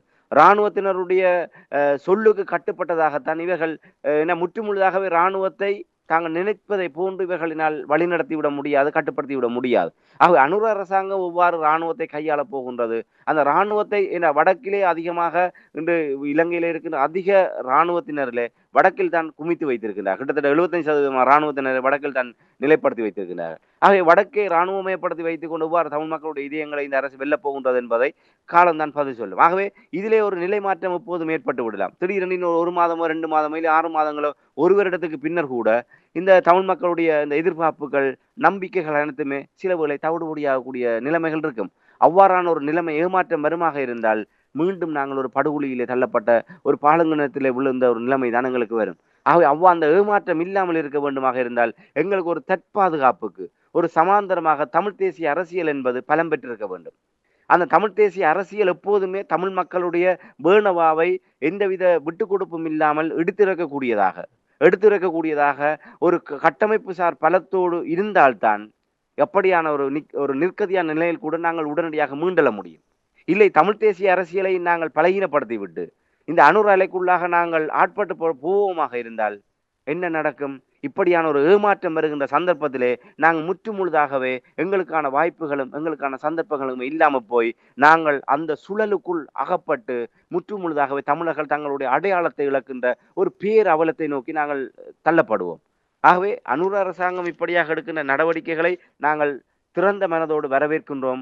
அதன் மூலமாக தமிழ் மக்களுக்கு நன்மைகள் கிடைக்கின்ற போது அதை நாங்கள் இருகரம் கூப்பி வரவேற்க வேண்டிய ஒரு கடப்பாடு இருக்கு. ஆனால் அதற்காக அதையே முற்றுமுழுதான ஒரு பாரிய மாற்றமாக கருதி கொண்டு அதற்குள்ளாக கரைந்து செல்வோமாக இருந்தால் நிச்சயமாக அது தமிழ் மக்களுக்கு ஒரு ஆபத்தாக முடியும் என்பதைத்தான் இந்த இடத்திலே கூறிக்கொள்ள முடியும். அதோடு நீங்கள் கேட்டதை போன்று இந்த அரசியலமைப்பு, இந்த அரசியல் தீர்வு விடயத்திலே இந்த அரசாங்கம் இப்போது கூறியிருக்கின்றார்கள். இந்த விடயங்களை போன்று அவர்கள் புதிய அரசியலமைப்பை கொண்டு வருவோம் என்று கூறியிருக்கின்றார்கள். அந்த புதிய அரசியலமைப்பு ஏக்கிய ராஜ்யம் என்கின்ற, அதாவது 2015 2019 வரையிலே நல்லாட்சி அரசாங்கம் முன்னெடுத்த இடத்திலிருந்து தொடர்வோம் என்று கூறியிருக்கின்றார்கள். அதிலே என்ன விதமான மாற்றத்தை கொண்டு வரப் போகின்றார்கள்? தமிழ் மக்களுடைய சமஷ்டி கோரிக்கை அதிலே உள்வாங்கப்பட போகின்றதா? அதிகார பகிர்வு என்பது எவ்வாறு ஒரு முறைமைக்குள்ளாக்கப்பட போகின்றது? இப்போது ஜனாதிபதியுடைய பிரதிநிதியாக ஆளுநர், இந்த கட்டமைப்பினூடாக அதிகார பரவலாக்கல் தான் நடைபெறுகின்றது. அதிகார பகிர்வு தான் தமிழ் மக்கள் கோருவது. தமிழ் மக்களுடைய வடக்கு கிழக்கு பிராந்தியத்திலே தமிழ் மக்களிடம் அந்த அதிகாரங்கள் பகிர்ந்தளிக்கப்படக்கூடிய ஏற்பாடுகள் இந்த புதிய அரசியலமைப்பில் எவ்வாறு வரப்போகின்றது? அதை எவ்வாறு இவர்கள் சிங்கள சமூகத்திலே கொண்டு வரப்போகின்றார்கள்? சர்வஜன வாக்கெடுப்பின் மூலமாக அதை நிறைவேற்றுவதாக இருந்தாலும் அந்த தமிழ் மக்களுக்கு அதிகாரங்களை பகிர்ந்து கொடுக்கின்ற ஏற்பாட்டை எவ்வாறு சிங்கள மக்களை இவர்கள் ஏற்றுக்கொள்ள வைக்கப் போகின்றார்கள்? ஆக இது ஒரு பாரிய சவால் நிறைந்த பயணம்.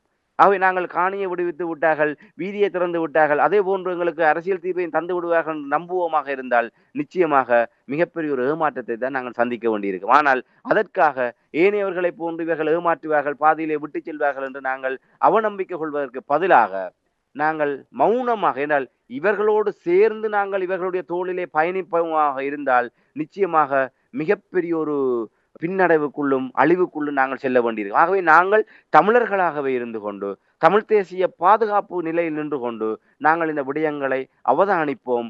சரியான விடயங்கள் வருகின்ற போது கை கொடுத்து வரவேற்போம். இல்லை என்று சொன்னால் தமிழ் மக்களுக்கான ஒரு உரிமை போராட்டத்தை, நீதிக்கான போராட்டத்தை முன்னெடுப்பதற்கு நாங்கள் எப்போதுமே ஒரு தயார் நிலையில் இருக்க வேண்டும் என்பதை தான் இந்த இடத்திலே சுட்டிக்காட்ட முடியும். நிச்சயமாக இராமேந்திரன், எச்சரிக்கையோடு பொறுமையை கடைபிடிக்க வேண்டிய நேரம். நாங்கள் இந்த வானொலியில் அடிக்கடி கூறுகின்றோம், யாராவது இருந்தாலும் பரவாயில்லை, நல்ல விடயங்களை செய்யும் பொழுது நாங்கள் அதை வரவேற்று தான் ஆக வேண்டும். ஆனால் மாறாக மக்களுக்கு எதிராக, தமிழ் மக்களுடைய அபிலாஷைகளுக்கு எதிராக செயல்படும் பொழுது அதை நாங்கள் தயங்காமல் சுட்டிக்காட்டுவதில் எந்த ஒரு தவறும் இல்லை என்பதை நாங்கள் இந்த நேரத்தில் கூறிக்கொண்டு, நீங்கள் கூறுவது போல எச்சரிக்கையாக நாங்கள் இருக்க வேண்டும் என்பதைத்தான் நான் இந்த நேரத்தில் கூறலாம். இதே நேரத்தில் இப்போ அனுரகுமார் திசாநாயக்கவுடைய நடவடிக்கைகளை பார்க்கும் பொழுது சிலர் கூறினார்கள், அவர்களுடைய கட்சியும் கூட போராட்ட வழியில் எத்தனையோ தங்களுடைய தோழர்களை பறிகொடுத்தவர்கள், அவர்களுக்கும் அந்த வழி தெரியும் என்றெல்லாம் கூறினார்கள். இப்பொழுது இன்னும் ஒரு 8-9 நாட்களில் மாவீரர் நாள் நினைவேந்தல் நடைபெற இருக்கின்றது. இது தொடர்பாக ஒரு போலியான அறிக்கையும் ஒன்று வெளிவந்திருந்தது. அது தொடர்பாக அங்கே எவ்வாறு பார்க்கப்பட்ட என்ற விடயங்களை நீங்கள் கூற வேண்டும். முக்கியமாக இப்பொழுது அனுரகுமார் திசாநாயக்கனுடைய இந்த அரசாங்கம் எந்த ஒரு அழுத்தத்தையும் பிரயோகிக்காது, தமிழ் மக்கள் நிம்மதியாக தங்களுடைய உறவுகளை, உயிரோடு கொடுத்தவர்களை, இறந்தவர்களை நினைவு கூறுவதற்கு எந்த ஒரு தடையும் இல்லாமல் அனுமதிப்பார் என்ற ஒரு எதிர்பார்ப்பு ஒன்று இருக்கின்றது. அதற்கான வாய்ப்புகள் அங்கே எவ்வாறு பார்க்கப்படுகின்றது தமிழர் தாயகத்தில்? நிச்சயமா நீங்கள் கூறியதை போன்று அந்த ஜனாதிபதி மாவீரர் நாள் நினைவேந்தலை இந்த தடையின்றி முன்னெடுக்க முடியும் என்று ஜனாதிபதியினுடைய ஒரு தமிழிலே அச்சிடப்பட்ட ஒரு ஜனாதிபதி செயலகத்தால் வெளியிடப்பட்ட ஒரு அறிக்கை ஒன்று சமூக வலைத்தளங்களை வேகமாக பரவியது. ஆனால் பரவிய கையோடு அது போலி என்பது உடனடியாகவே அம்பலப்படுத்தப்பட்டது. அதிலே பல குறைபாடுகள் இருந்தது. அது ஏற்கனவே சமூக வலைத்தள பயனாளர்களால் கூட அந்த விடயங்கள், ஆனால் அந்த நீங்கள் குறிப்பிட்டது வந்து ஒரு சிலர் அந்த அனுரவை மீட்பராக கருதி கொண்டு நிபந்தனையற்ற முறையிலே அனுரவினுடைய மாயக்குள்ளே சிக்கின்றிருக்கின்ற சிலர் தான் அதை இந்த பாருங்கள், அனுர தன்னுடைய இதை காட்டி விட்டார், நல்லெண்ணத்தை காட்டி விட்டார், ஆகா ஓஹோ என்ற அளவிலே சிலர் அதை ஒரு பெரிய அளவிலே அதை முன்னிலைப்படுத்த முற்பட்ட போதே உடனடியாகவே அது போலி என்ற ஒரு செய்தி உடனடியாகவே வந்து அது மறுக்கின்ற ஒரு நிலைமை வந்தது. ஆகவே அந்த அறிக்கை கடந்து உண்மையிலே வடக்கு கிழக்கு தமிழர் தாயகத்திலே இம்முறை 2024ஆம் ஆண்டு மாவீரர் நாள் நினைவேந்தல்கள் மக்கள் தங்களுடைய உணர்வு பூர்வமாக அவர்கள் தங்களுடைய உறவுகளை நினைத்து நிம்மதியாக கண்ணீர் விட்டு கதறி அழுது தங்களுடைய அந்த மண்ணுறங்கும் மாவீரர்களுக்கு உரிய வரலாற்று கடமையை அவர்கள் செய்யக்கூடிய ஒரு இயல்பான சூழலை இந்த அரசாங்கம் ஏற்படுத்தும் என்றால் நாங்கள் நம்பக்கூடியதாக இருக்கு. நீங்கள் குறிப்பிட்டதை போன்று அவர்கள் வருடம் நான் நினைக்கின்றேன் நவம்பர் மாதம் 13ஆம் தேதியா 12ஆம் தேதியா தெரியவில்லை, அவர்கள் கார்த்திகை வீரர் தினம் என்று சொல்லி ஒன்றை கொண்டாடுவார்கள். அந்த தங்களுடைய போராட்டத்திலே அந்த உயிர் நீத்த தங்களுடைய தோழர்கள் நினைவாக கார்த்திகை வீரர்கள் என்று கொண்டாடுவார்கள். ஆனால் இந்த முறை அதை வருடம் அவர்கள் ஒரு பிரம்மாண்டமாக அந்த கார்த்திகை வீரர்கள் தினத்தை கடைபிடிக்கின்ற ஒரு நிலைமையிலே இந்த வருடம் அவர்கள் தேர்தலுக்கு முன்னர், அதாவது இந்த பாராளுமன்ற தேர்தல் நடைபெறுவதற்கு ஒரு சில நாட்களுக்கு முன்னர் தான் அந்த கார்த்திகை வீரர்கள் தினத்துக்குரிய நாள் வந்தது என்று நம்புகின்றேன். ஆனால் நாங்கள் எந்த ஊடகங்களிலுமே தேசிய மக்கள் சக்தி சார்பாகவோ இல்லை ஜேவிபி சார்பாகவோ அந்த கார்த்திகை வீரர் தினத்தை அவர்கள் ஒரு பிரம்மாண்டமாக இல்லை ஏதோ ஒரு வகையில் கொண்டாடியதாக நாங்கள் அறியக்கூடியதாக இருக்கவில்லை. ஆகவே அப்போதே இருந்தது கார்த்திகை வீரர்கள் தினத்தை அவர்கள் கொண்டாடுவதற்கு எவ்வளவு உரித்து இருக்கின்றதோ அதே போன்று எங்களுடைய மாவீரர்களையும் கொண்டாடுவதற்கான உரித்து தமிழர்களுக்கு இருக்கின்றது என்ற ஒரு பார்வை இருந்தது. ஆனால் அவர்கள் கார்த்திகை வீரர் தினத்தை அவர்கள் அமைதியாக கொண்டாடி இருக்கின்றார்கள். அந்த வகையிலே தமிழ் மக்களுடைய விடயங்களில் இவர்கள் தலையிட மாட்டார்கள் என்று நாங்கள் நம்புகின்றோம். ஆனால் இதுவரை இலங்கையிலே தமிழீழ விடுதலை புலிகள் அமைப்பு தடை செய்யப்பட்ட அமைப்பாக இருக்கின்றது. ஆகவே ஒரு தடை செய்யப்பட்ட அமைப்பினுடைய பிரதிநிதிகளாக பார்க்கப்படுகின்ற மாவீரர்களை பகிரங்கமாகவே நினைவேந்துவதென்பது இந்த அரசினுடைய சட்டத்தின்படி, பயங்கரவாத தடை சட்டத்தின் கீழ் அவ்வாறு அந்த நிகழ்வுகளை ஏற்பாடு செய்பவர்கள் அந்த பகிரங்கமாக அந்த நினைவேந்தல்களை செய்ய முற்படுகின்ற போது அதை தடுப்பதற்கோ இல்லை சட்டத்தினுடைய துணை கொண்டு அவர்கள் சட்ட நடவடிக்கை உட்படுத்தப்படுவதற்கோ பெரிய வாய்ப்புகள் இருக்கின்றன. கடந்த காலத்தில் இவ்வாறான விடயங்களாக நடந்தது. மாவீரர் நாள் நடைபெறுகின்ற போது நீதிமன்ற தடை உத்தரவுகளை பெறுவார்கள். இல்லாவிட்டால் அது நடைபெற்றதுக்கு பிற்பாடு அந்த ஒவ்வொரு பகுதிகளிலே அந்த மாவீரர் நாள் நினைவேந்தல்களை ஏற்பாடு செய்தவர்களை சட்ட நடவடிக்கைகளுக்கு உள்ளாக்கி அவர்களுக்கு அழைப்பாணைகளை அனுப்பி அவர்களை நீதிமன்றத்தின் முன்னால் கொண்டு வந்து சில பேரை பயங்கரவாத தடை சட்டத்தில் கைது செய்வதும் இல்லை விசாரணைக்கு உள்ளாக்கப்படுகின்ற சம்பவங்கள் நடைபெற்றது. ஆனால் 2024ஆம் ஆண்டு இந்த அனுரகுமார திசாநாயக்க தலைமையிலான அரசாங்கத்திலே இந்த மாவீரர்களை நினைவேந்துகின்ற இந்த நாள் ஒரு மிகப்பெரிய சட்ட நெருக்கடிகள் இல்லாமல் ஒரு இயல்பாக தமிழ் மக்கள் அதை கடந்து செல்லக்கூடிய ஒரு நிலைமை இருக்கும் என்றுதான் எதிர்பார்க்கப்படுகின்றது. பொறுத்திருந்து பார்ப்போம் அது எவ்வாறு நடைபெறுகின்றது என்று. சரி, நாங்கள் நிகழ்ச்சி என்று கொண்டு வருவதற்கு முன்னதாக இராமேந்திரன், சீனாவினுடைய இலங்கைக்கான தூதுவர் வடமாகாணத்துக்கு வந்திருந்த பொழுது, பருத்தித்துறை அந்த பகுதிக்கு வந்த பொழுது, நீங்கள் அவரை எதிர்பாராத விதத்தில் அவரை சந்திக்கக்கூடிய இருந்தது. உங்களை அவருக்கு ஏற்கனவே தெரியும் என்றால், கடந்த ஆண்டு நான் நம்புகிறேன், எனக்கு ஞாபகம் இருக்கிறது, நான் உங்களோடு உரையாடும் பொழுது, ஊடக சந்திப்புக்கு வந்திருந்த பொழுது உங்களோடு அவர் உரையாடிய விடயங்களை நீங்கள் அப்பொழுதே கூறினீர்கள். ஆனால் நேற்றைய தினம் நீங்கள் சந்தித்திருக்கிறீர்கள். அது சந்தித்தவுடன் என்ன பேசினீர்கள், என்ன அவர் உங்களோடு பகிர்ந்து கொண்டார் விடயங்களையும் சொல்லுவீர்களா?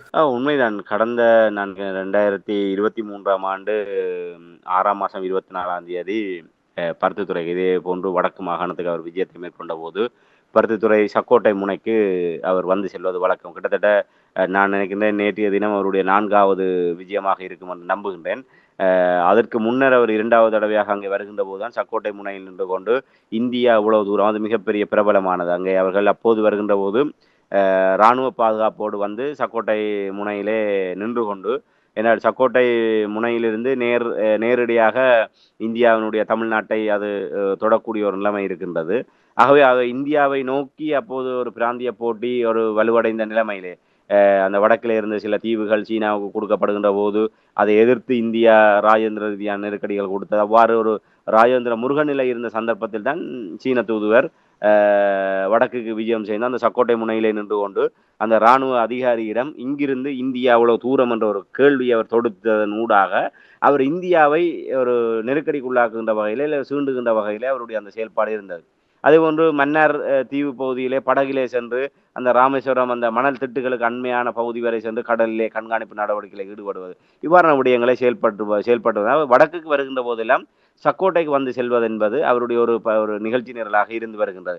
அந்த வகையில் தான் கடந்த வருடமும் அவ்வாறு வருகின்ற போது அவரை அங்கே சந்தித்த போது அவரோடு ஒரு இயல்பாக உரையாடக்கூடிய ஒரு சூழ்நிலை இருந்தது. நாங்கள் அவரோடு ஒரு ஊடகவியலாளராக அறிமுகப்படுத்தி உரையாடிய போது மிக இலகுவாக ஒரு அந்த ஒரு தூதரக அதிகாரி, ஒரு இலங்கைக்கான சீன தூதுவர் என்று சொன்னால் அவருக்குரிய அந்த ராஜதந்திர அந்தஸ்து என்பது மிகப்பெரிய உயர்வான நிலை. ஆனால் அதையும் கடந்து மிக இயல்பாக ஒரு உரையாடி சிநேகபூர்வமாக உரையாடக்கூடிய ஒரு நிலைமை இருந்தது. அதே நிலையில் தான் நேற்றைய தினமும் அவர் யாழ்ப்பாணத்துக்கு விஜயம் செய்திருந்த நிலைமையிலே நாங்கள் வேறு இந்த கற்கோளம் இராணுவ முகாம் அந்த விடயங்கள் சம்பந்தமான விடுவிப்பு தொடர்பான ஊடக செயல்பாடுகளை நிறைவு செய்து பருத்தித்துறை நகர்ப்பகுதியிலே நின்ற போதுதான் அவருடைய தூதர் இலங்கைக்கான சீன தூதருடைய வாகன தொடரணி செல்வதை அவதானித்த போது அவர் எப்படியும் சக்கோட்டை பகுதியில் தான் செல்வார் என்ற அடிப்படையிலே அங்கே சென்ற போது அவர் அங்கே நின்றார். அப்போது அவரோடு கடந்த முறை இங்கே சந்தித்த விடயத்தை நினைவு கூர்ந்த போது அவர் தனக்கு நினைவிருப்பதாக அவர் கூறி சில விடயங்களை நாங்கள் உரையாடக்கூடியதாக இருந்தது. கடந்த முறையை விட இந்த முறையும் மிக இலகுவாக அவர் இயல்பாக உரையாடக்கூடிய ஒரு சூழ்நிலை இருந்தது. அப்போது உண்மை நேரடியாகவே அவரிடம் கேட்டிருந்தேன், இந்த பயணம் எதற்காக என்று கேட்டபோது அவர் இந்த சக்கோட்டை பகுதி தனக்கு மிகவும் ஒரு அமைதியான இடம் என்றும் அழகான இடம் என்றும் அது தனக்கு மிகவும் ஒரு பிடித்த இடம் என்றும் ஒரு அழகான இடம் என்ற அடிப்படையிலே இங்கே வருகின்ற போதெல்லாம் இந்த இடத்தை பார்ப்பது தனக்கு மிக மனமகிழ்ச்சியை தருகின்றது. அந்த வகையிலே தான் இந்த சக்கோட்டை பகுதிக்கு வந்து செல்வதாக கூறியிருந்தார். அதை கடந்து தமிழ் மக்களுக்கான அபிவிருத்தி விடயங்கள், அதாவது ஏற்கனவே உங்களுக்கு தெரியும் அந்த வடக்கு கிழக்கில் இருக்கின்ற மீனவர்களுக்கு அவர்கள் வாழ்வாதார உதவிகள் உள்ளிட்ட பல நிவாரண உதவிகளை வழங்கி கொண்டிருக்கின்றார்கள். அந்த விடயங்களை சுட்டிக்காட்டின சீன அரசாங்கத்தின் சார்பில் வடக்கு கிழக்கிலே இருக்கின்ற மீனவர்களுக்கு தாங்கள் மீன்பிடி விலைகள் உள்ளிட்ட பல்வேறு தொழில் முயற்சிகளுக்கான உதவிகளை செய்து வருகின்றோம். அதே போன்று நிவாரண உதவிகளையும் செய்து வருகின்றோம். உலருணவு பொதிகளை வழங்கி வருகின்றோம். அந்த விடயங்களை மேற்பார்வை செய்வதற்காக நாங்கள் வருகின்றோம். தமிழ் மக்களோடு சீன அரசாங்கத்துக்கு மிக நெருக்கமான ஒரு தொடர்பு இருக்கின்றது. அதை நாங்கள் வெளிப்படுத்துகின்ற வகையில் தான் இந்த பயணம் இருக்கின்ற வகையில கூறியிருந்தார். அப்போது ஒரு கேள்வியை கேட்டிருந்தேன், புதிய ஒரு ஆட்சி மாற்றம் ஏற்பட்டிருக்கின்றது, இந்த புதிய ஆட்சி மாற்றத்திலே எவ்வாறு நீங்கள் பார்க்கின்ற போது மிகவும் ஒரு மன மகிழ்ச்சியை அவர் வெளிப்படுத்தியிருந்தார். அந்த ஏற்கனவே அந்த ஊடகங்களிலே வெளிப்படுத்துவதை போன்று நாமல் ராஜபக்ச ரணில் தரப்பு அவர்களுக்கு ரணிலை மெச்சுகின்றதை போன்று அவர் ஒரு விடயத்தை கூறினார். ஒரு தெற்கை சேர்ந்த ஒரு கட்சி ஒரு தலைவர் வடக்கை வெற்றி கொண்டிருப்பது என்பது ஒரு மிக முக்கியமான ஒரு விடயமாக பார்க்கக்கூடியதாக இருக்கின்றது. அது உண்மையிலே மகிழ்ச்சியை ஏற்படுத்துவதாக அவர் மிகவும் அவருடைய அந்த ஒரு புன்முறுவல் பூத்த அவருடைய உடல் மொழியிலே அந்த அனுர அரசாங்கம் வடக்கை வெற்றி கொண்ட விடயத்தை சீனா ஒரு மிகப்பெரிய ஒரு முக்கிய விடயமாக பார்ப்பதை அவருடைய உடல் மொழியிலே அறியக்கூடியதாக இருந்தது. அதே நேரத்திலே இன்னொரு கேள்வியை கேட்கக்கூடியதாக இருந்தது. ஒரு ஏற்கனவே எல்லோராலுமே சொல்லப்படுகின்ற விடயம். ஜேவிபி ஒரு இடதுசாரி பின்னணி கொண்ட கட்சி. சீனாவும் ஒரு இடதுசாரி பாரம்பரியத்திலிருந்து வந்தது. ஆகவே ஏனைய நாடுகளை விட இந்த அரசாங்கம் சீனாவோடு நெருங்கி பயணிக்கக்கூடிய ஒரு வாய்ப்பு இருக்கின்றது என்று எல்லோராலுமே சுட்டிக்காட்டப்படுகின்ற விடயம். ஆகவே அதை நான் அந்த இடத்திலே ஒரு கேள்வியாக கேட்கக்கூடியதாக இருந்தது. ஒரு இடதுசாரி பின்னணி கொண்ட ஒரு கட்சி ஜேவிபி கட்சி வந்து இலங்கையிலே ஒரு ஆட்சி அமைத்திருக்கின்றது. ஆகவே அப்படியான நிலைமையில சீனாவினுடைய நிலைப்பாடு எப்படி இருக்கின்றதுன்னு கேட்டபோது அவர் தாங்கள் இலங்கையை பொறுத்தவரையில் ஒரு அரசு என்ற முறையிலே இலங்கையுடனான உறவு எப்போதுமே ஒரு வலுவாக இருக்கும் என்றும் அதிலே நாங்கள் அது இந்த கட்சி அந்த கட்சி என்று பிரித்து பார்க்கக்கூடிய நிலைமை இல்லை. ஆகவே அரசு என்ற முறையிலே இலங்கைக்கான ஒத்துழைப்புகளும் ஆதரவும் நிச்சயமாக ஒரு தொடர்ச்சியாக அதில் இருக்கும் என்ற ஒரு விடயத்தை அவர் அங்கே பதிவு செய்திருந்தார். இப்ப இந்த நேரத்திலே ஒரு விடயத்தை கேட்டிருந்தேன். உண்மையிலே தமிழ் மக்களுக்கு இந்த பொருளாதார ரீதியாக மீனவ சமுதாயத்துக்கு நீங்கள் உதவிகளை செய்வது உண்மையிலே ஒரு மகிழ்ச்சியான விடயம். தமிழ் மக்களுடைய அரசியல் தீர்வு விடயம் தொடர்பாக சீனாவினுடைய நிலைப்பாடு என்ன என்கின்ற ஒரு கேள்வி எழுப்பிய போது அவர் அந்த இடத்திலே ஒரு விடயத்தை கூறியிருந்தார். ஒரு இலங்கையிலே தமிழர்கள், முஸ்லிம்கள், சிங்களவர்கள் என்ற பாகுபாடு இல்லாமல் இலங்கையர்களாக ஒற்றுமையாக ஒரு இருக்கக்கூடிய ஒரு சூழ்நிலையை ஏற்படுத்துவதற்கு சீனா எப்போதுமே ஒரு முழுமையான ஒத்துழைப்பை வழங்கும் என்ற ஒரு கருத்தை கூறியிருந்தார். ஆகவே அவர் மிக ஒரு ஒரு இயல்பாக அவருடைய அந்த ஒரு சந்திப்பு இருந்தது. ஒரு தூதரக ராஜதந்திர ஒரு அந்தஸ்துள்ள ஒரு நபராக தன்னை காட்டிக்கொள்ளாமல் மிக எளிமையாக அதை விட ஒரு ஆச்சரியமாக இருந்தது. ஒரு இப்ப ஒரு சாதாரணமாக ஒரு தூதுவர்கள் இல்லை ஒரு தலைவர்கள் வந்து செல்கின்ற போது அவர்கள் மேலோட்டமாக அந்த வந்து ஒரு ஒரு அடையாளபூர்வமாக அந்த புகைப்படங்களை எடுத்துவிட்டு ஒரு அரசியல் முக்கியத்துவம் வாய்ந்ததாக அதை மாற்றி விட்டு சென்று விடுவார்கள். திருப்பி வருகின்ற போது அவர்கள் எவ்வளவு தூரம் அதிலே ஒன்றித்திருக்கின்றார்கள் என்பதை நாங்கள் அவ்வளவு தூரம் அளவிட முடியாது. ஆனால் சீன தூதுவர் சக்கோட்டைக்கு வந்தபோது ஒரு விடயத்தை சுட்டி காட்டியிருந்தார். உண்மையில இப்போது ஒரு கடல் கொந்தளிப்பாக இருக்கின்ற ஒரு மாரிகாலம் என்ற வகையில கடல் கொந்தளிப்பாக இருக்கின்றது. அந்த அங்கே அந்த சக்கோட்டை பகுதியிலே அந்த ஒரு நல்லிணக்கத்தை ஏற்படுத்தக்கூடிய வகையிலே அங்கே ஒரு ஒரு நினைவுக்கல் ஒன்று அங்கே அமைக்கப்பட்டிருக்கின்றது. சுற்றுலா வருகின்ற தென்பகுதியைச் சேர்ந்தவர்கள் இலங்கையினுடைய வடபகுதியிலே ஒரு உச்சியாக இருக்கின்ற பகுதி தான் அந்த சக்கோட்டை முனை. ஆகவே அங்கே தென்னிலங்கையிலிருந்து வருபவர்கள் வடக்கில் இருக்கின்ற உச்சி பகுதியில நின்று அதை புகைப்படம் எடுக்கின்றதிலே ஒரு ஆர்வம் காட்டக்கூடிய நிலைமை அந்த சுற்றுலா பயணிகளிடையே இருக்கின்றது. ஆகவே அவ்வாறு அந்த பிரதான வீதியிலிருந்து அந்த கடற்கரை மணலினூடாக அந்த அந்த இடத்துக்கு செல்வதற்காக இருந்த பகுதி கடல் நீரினால் அரிக்கப்பட்டு சிதைவடைந்து போயிருந்தது. அதை அவர் ஞாபகம் வைத்துக் கொண்டு கேட்டார். கடந்த முறை வருகின்ற போது இந்த பாதை வந்து மிக சீராக ஒரு அமைக்கப்பட்டிருந்தது. இப்போது அந்த மணல் எல்லாம் அரிக்கப்பட்டிருக்கின்றது.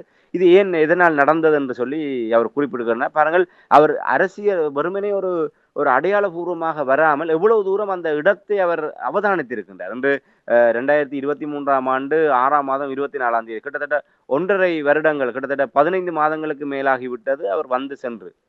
அவர் அந்த 15 மாதங்களுக்குள் அவர் வேறு எத்தனையோ விடயங்கள் எவ்வளவு முக்கியமான விடயங்களில் அவருடைய கவனங்கள் சிதறி இருக்கும்.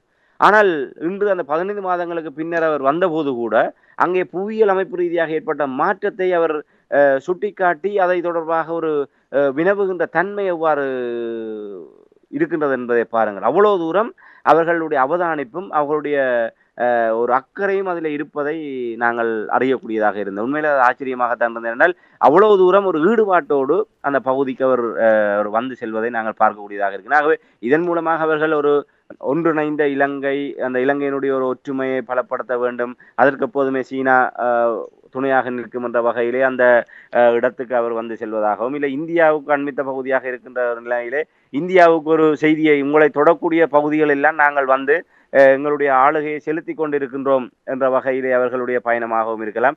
எது எப்படியாக இருந்தாலும் அவருடைய அந்த இப்ப நாங்கள் எழுப்பிய கேள்வி உண்மையிலே ஒரு சீன தூதுவர் உத்தியோகபூர்வமாக அந்த கருத்துக்களை தெரிவிக்கக்கூடிய ஒரு நிலைமையில ஒரு உத்தியோகபூர்வ சந்திப்பாக அல்லாவிட்டாலும் ஒரு அதுல ஒரு இயல்பாக நடைபெற்ற ஒரு உரையாடலிலே அந்த விடயங்களை ஒரு ஒரு தூதரகர் ராஜதந்திரி என்ற நிலையை கடந்து அவர் மிக ஒரு எளிமையாக அவர் அந்த விடயங்களை பகிர்ந்து கொண்ட விடயமும் அந்த பகுதியில இருக்கின்ற அந்த நிலைமைகளை அவர் நினைவு வைத்து அதை கேட்ட விடயங்களும் உண்மையிலே அது ஒரு ஆச்சரியமான விடயம் தான். இது உண்மையிலே நாங்கள் இதில் இருந்து கற்றுக்கொள்ளக்கூடிய பாடம். நாங்கள் ஏற்கனவே கடந்த வருடம் கூட அந்த விடயத்தை சுட்டி காட்டியிருந்தோம்.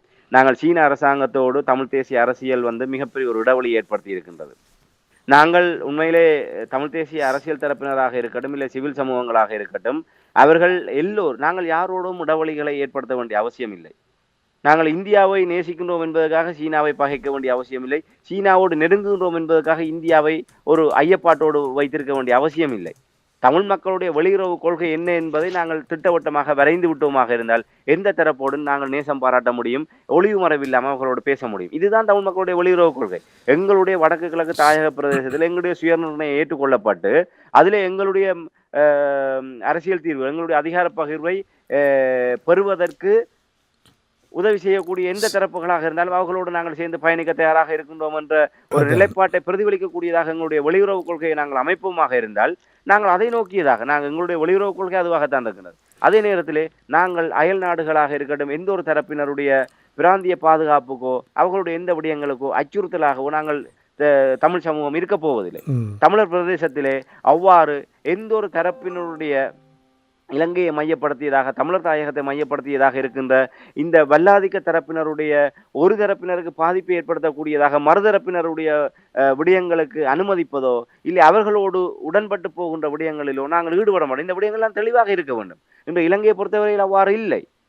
அவர்கள் ஏதோ ஒரு விதத்தில் எல்லோருமே சமநிலையில் வைத்திருக்க முற்படுகின்றார்கள். ஆகவே இப்படியான வெளியுறவு கொள்கை நிமித்தமாக நாங்கள் ஒரு சாதாரணமாக ஒரு ஊடகவியலாளராக அறிமுகப்படுத்தி கதைக்கின்ற போதே இவ்வளவு சிநேகபூர்வமாக அந்த விடயங்களை பகிர்ந்து கொள்ளக்கூடியதாக இருக்கின்றது என்று சொன்னால் நாங்கள் ஒரு உண்மையிலே தமிழ் மக்களுடைய பிரதிநிதிகளாக, ஒரு சிவில் சமூகத்தினராகவோ இல்லை அரசியல் தரப்பினராகவோ சீனா தூதுவரோடு இன்று அவர்கள் கொழும்பிலே எப்போதுமே இருக்கின்றார்கள். இவர்கள் ஒரு அழைப்பை விடுத்தால் அவர்கள் அதுக்குரிய நேரத்தை ஒதுக்குவார்கள். நாங்கள் சென்று தமிழ் மக்களுடைய நிலைமை இவ்வாறு இருக்கு, நாங்கள் இங்கே இருந்து கொண்டு சீனா கடலட்டை பண்ணையை வடக்கில் அமைக்கின்றதுன்னு சொன்னால் நாங்கள் இந்தியாவுக்கு எதிராக இந்த சக்திகளை முடமாட்டோம் என்று இங்கே வெற்று முழக்கமிடுவதனால இந்த பயனும் இல்லை. இது தமிழ் மக்களுக்கு தான் பாதிப்பை ஏற்படுத்தும். ஆகவே இது எங்களுக்கு கற்றுக் கொடுத்திருக்கிற பாடம். நாங்கள் சீனாவையும் ஒரு அண்மித்த இடத்திலே வைத்துக்கொண்டு தமிழ் மக்களுக்கான விடயங்களை கையாள வேண்டும் என்பதைத்தான் நாங்கள் இந்த இடத்திலே சுட்டிக்காட்ட முடியும். சிறப்பு இராமேந்திரன். ஒரு சிறிய சந்திப்பாக இருந்தாலும் பாருங்கள், எவ்வளவு யாரோடு பேசினாலும் அந்த அணுகுமுறையை பாருங்கள். இதைத்தான் தமிழர் தரப்பு என்னும் சந்தியில் நின்று அரசியல் செய்வதைத்தான் நான் பார்க்கிறேன். இவ்வாறான மாற்றம் எந்த ஒரு நாட்டோடு நாங்கள் கோவப்பட தேவையில்லை, குரோதத்தை வளர்க்க தேவையில்லை. எங்கெங்கெல்லாம் தமிழ் மக்களுக்கு சரியான ஒரு வழியை எடுக்க முடியுமோ அதற்கான ஒரு திட்டங்களை உருவாக்கி பயணிக்க வேண்டும் என்பதை குறிக்கொண்டு இன்றைய அரசியல் கலை நிகழ்ச்சியை தற்காலிகமாக நாங்கள் நிறைவுக்கு கொண்டு வந்து மீண்டும் பிரதான செய்திகளை தொடர்ந்தும் அரசியல் கலை நிகழ்ச்சியில் இருந்திருக்கலாம். அதுவிற்கு நன்றி, வணக்கம். நிச்சயமான நன்றி, வணக்கம்.